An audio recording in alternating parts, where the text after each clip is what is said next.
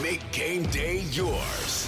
Tickets, food and drinks, stats, and streaming. Everything you need is in the Utah Mammoth app. Download today and make game night easy. Download on both Android and iPhone. Tusk Top. Mom, can you tell me a story? Sure. Once upon a time, a mom needed a new car. Was she brave? She was tired, mostly. But she went to Carvana.com and found a great car at a great price. No secret treasure map required. Did you have to fight a dragon? Nope. She bought it 100% online. From her bed, actually. Was it scary? Honey, it was as unscary as car buying could be. Did the car have a sunroof? It did, actually. Okay, good story. Car buying you'll want to tell stories about. Buy your car today on Carvana. Delivery fees may apply. All right, it's time for the question of the morning. Hot takes or toast? We got a championship game tonight. We got a poll question up. Who wins tonight? That's for your predictions. So you can go to Twitter, David DJ James, cast your vote there. We'll see what you people are thinking. But the Facebook question you put up with Michigan just embarrassing Arizona in the semifinals. Are we all Wolverine fans in the championship game? No, we are not. Brady says go UConn. Paul says go Huskies. And Brian says you guys are Utah and BYU fans all day, every day. Laughing, crying emoji. I am fans of both those programs. I want to see all the teams win. So, yeah, I'm a fan of that, of anybody in this state for that matter. I would have loved to have seen Utah State beat Arizona, but that wasn't ever going to happen. I don't know what that has to do with Michigan, UConn. I just figured people didn't like Hurley. He's abrasive. He's a Northeastern guy. There it is. Michael, if you are asking if we detest Hurley, yes. Yes, we do. And 4 thumbs up from some of our other listeners who came to his response a little later. Yes. I find him funny and entertaining. I mean, I grew up with those people in my house. In my house, in my room. Where my children play. Where my wife sleeps. Yeah. I mean, I've been to Jersey City a million times. My grandmother, at the latter part of her life, lived with my Uncle John, my father's older brother, and that was in Jersey City. And it's a grimy place. People think of Jersey. I know there's a clown I heard once say, "Oh, New Jersey's a dump." Yeah, and compared to where some people lived, if you live in a place that is better than Malibu, I'm sure. But you get out in the countryside there, where I lived, which is only 20 minutes away from Jersey City. But Jersey City's buildings and streets and pavement and all that stuff. It's right across the water from New York. It's an industrial area, and Hurley's, that's the way they grew up. I mean, you look at him and his brother, his older brother, Bobby Hurley, 2 undersized guys that made their mark in basketball. You got to appreciate that. It's like they had to fight and stretch and do all the clawing for everything. They were grinders for what they have, and now Hurley here is doing the same thing with UConn, and it's impressive, man. He's able to get away with all the profanity and aggressiveness and abrasiveness because they win. But I know that's going to turn some people off, particularly on our side of the country where they're not used to that. Isn't Jersey like a lot of states? I mean, you can go find your grimy place, but then they've got the places that are great. Yeah. And then the part I didn't understand, it was when Brett Favre went to play for the Jets, and he was talking about how it reminded him a little bit of Green Bay. And I remember thinking, dude, you're playing in New York. How does the biggest market in the country remind you of Green Bay? But what he was getting at is he would just drive – I don't know exactly where he lived, but he'd drive a while, and the center part of the state is not urban. Not at all. He would go deer hunting. And so his point was that if they had an off day, he could just get in his car and drive whatever he wanted in an hour or two. Hour or so, maybe, yeah. Once you get to the central part of the state, sure. Yeah, you get to the central part of the state, and he could go deer hunting. He's like, he could get away from football and totally change his routine, which obviously in Green Bay, that's not as surprising, right? You drive an hour from Green Bay, of course you could be out, hunting in the woods somewhere. And yeah. So that surprised me. I mean, I've been to Jersey, but I haven't spent a lot of time there and been all over the place. I was surprised when he said that. Yeah, and the Jets, they train in the suburbs. I've been to their practice facilities out there. It's definitely more countryside. But I mean, that's who Hurley is, and Yeah, that's and there's two things working against him. One, that the personality in this, the most joyous of moments is their stunning Duke with just an improbable rally and an unlikely shot, and yet they pull it off, which was so impressive. If you just put the basketball over there, but whatever that was with the ref and the head bump and dude, just. Why? Why always with that stuff? But I think the other thing they have working against them is the fan base is just they tend to get just bored, or you win too much and there's always going to be jealousy and pushback. And I think we've seen that with the Chiefs in the NFL. People are tired of seeing them win.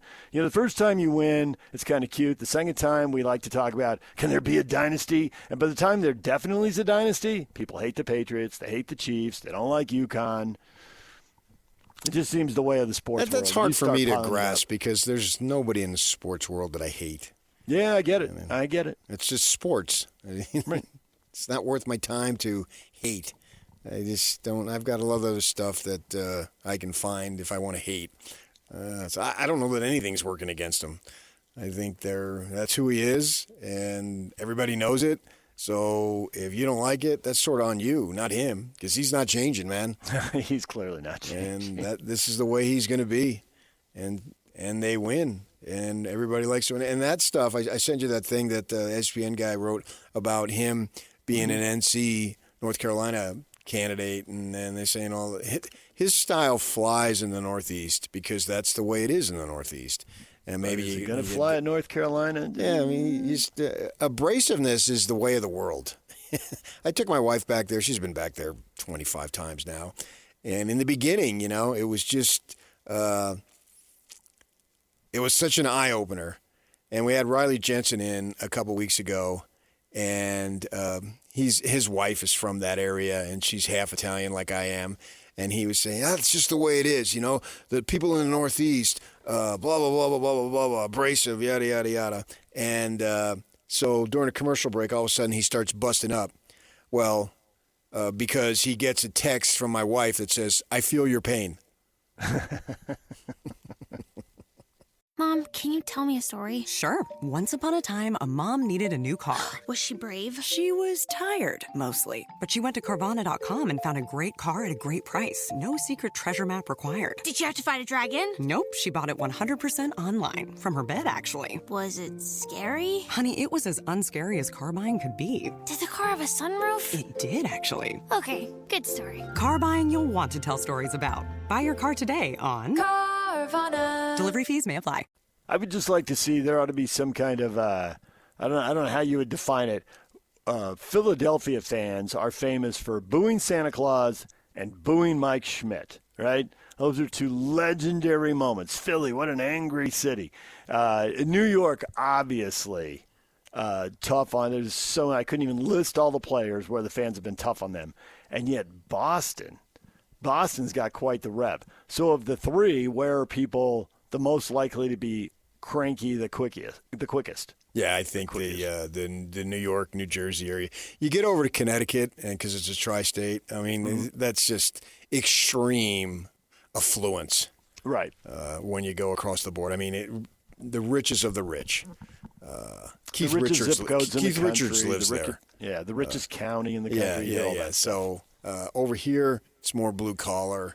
But they respect you if you work and you grind. And you got to look at Dan Hurley, man. He's a little dude. He went to Seton Hall. He wasn't good enough to play in the NBA, but he still got a college scholarship and then grinded. I think he was at one time a high school coach and a high school teacher, and here he is now doing his thing at this highest level. So if you grind like he does, people respect it. If they win, I mean, that's just an incredible dynasty. This was supposed to be a down year, and here they are, right back. And they needed if you're not, the thing about it is you look at Michigan, they've just creamed everybody. Well, UConn needed a miracle at the end, which was, an unbelievable game. It was shocking. When that shot went in, whoa, wow, stand up. I mean, that was me, and I'm sure it was thousands and tens of thousands, if not millions of people were watching it. And so that would be somewhat of a storybook season here.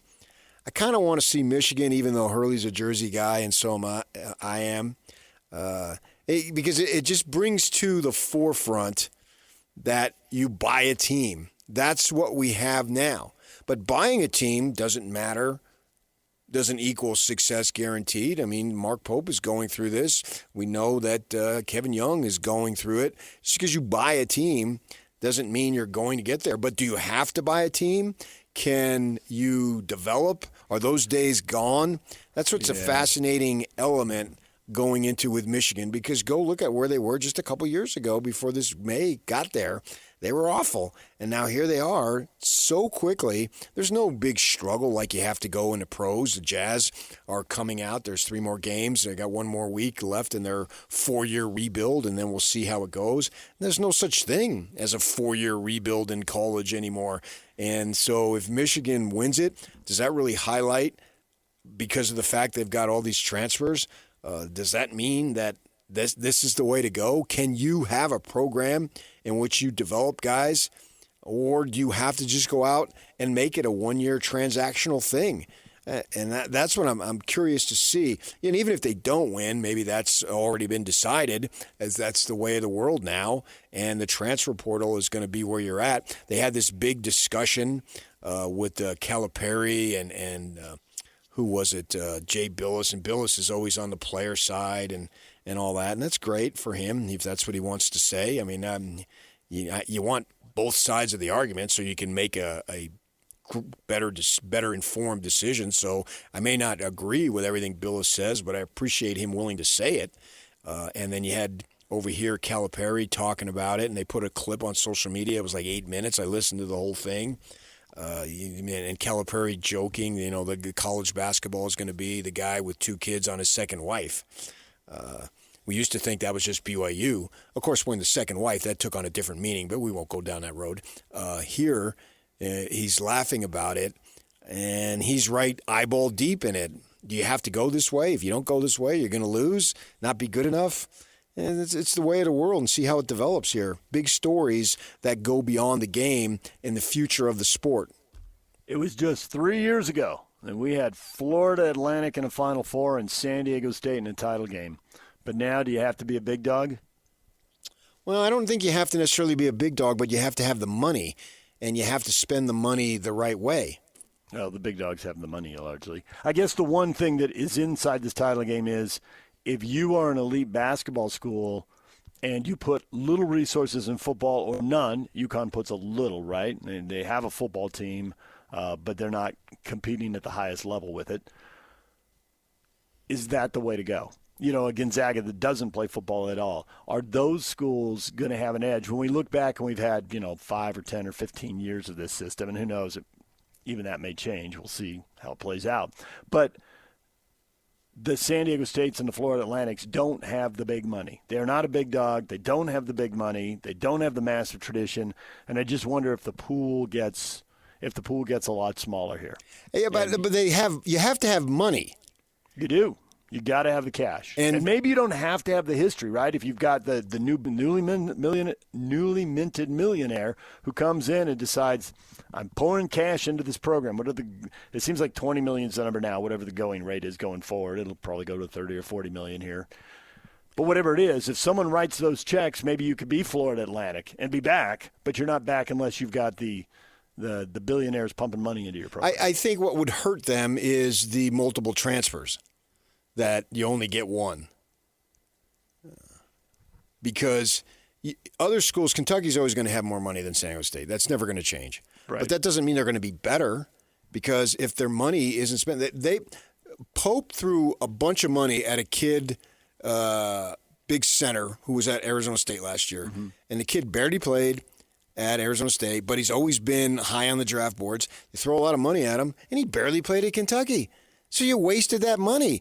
Meanwhile, if I'm over here at San Diego State and I'm Dutcher, I use the money and make sure I hit on my guys, particularly if I get a guy who has been bounced around a little bit. I mean, this Mara kid, he didn't play jack, but hardly did anything for Cronin or UC Los Angeles. He goes to Michigan, and he's looking like, wow, he's a big-time player. How much money did they give him based on his college production? So the money has to be used wisely, And I think in basketball, with the foreign kids and all the American players, I think there's a lot of available. I still think they have opportunities to do it. It may be harder, but just because you have the big money, that only guarantees you have the big money. That doesn't guarantee you anything. And because you have the big money, then if you get hammered in the Sweet 16, there's all sorts of grief and heat that you're facing. Mom, can you tell me a story? Sure. Once upon a time, a mom needed a new car. Was she brave? She was tired, mostly. But she went to Carvana.com and found a great car at a great price. No secret treasure map required. Did you have to fight a dragon? Nope, she bought it 100% online. From her bed, actually. Was it scary? Honey, it was as unscary as car buying could be. Did the car have a sunroof? It did, actually. Okay, good story. Car buying you'll want to tell stories about. Buy your car today on Carvana. Delivery fees may apply.